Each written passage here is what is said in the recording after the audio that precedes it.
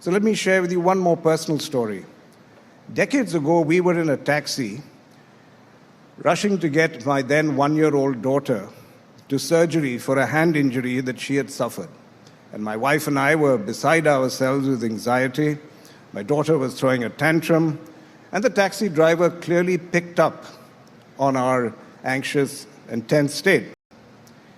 And he said, if everyone's problems were like laundry hanging out to dry in an open field, and you had the opportunity to go out into that field and exchange your laundry, your problems, in other words, with anyone else's, you would still choose your own problems. And he paused and he just said quietly, don't worry, I'll get you there safe and sound and in time. The surgery was a success, and to this day, I look gratefully to that cab driver's wise act of comfort, and who has no idea that he provided me with a view and a resilience that has helped me throughout my career. People who have come to understand the significance of empathy. And I ask you, why can't the next individual who brings the is closer to the ought be you? So in closing, let me come back to my father.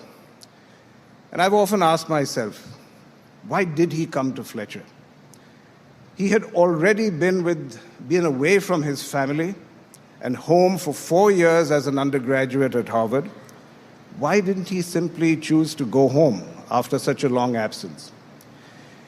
And if I were to guess what went through his mind, I would say he stayed on because he saw a new world in the making.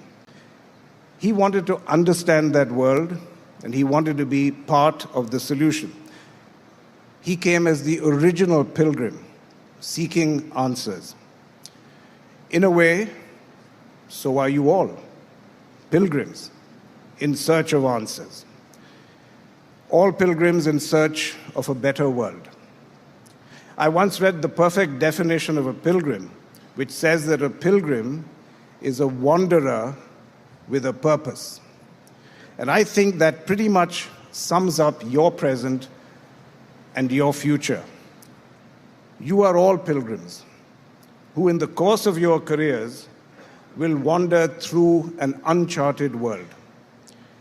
May you wander through it with purpose.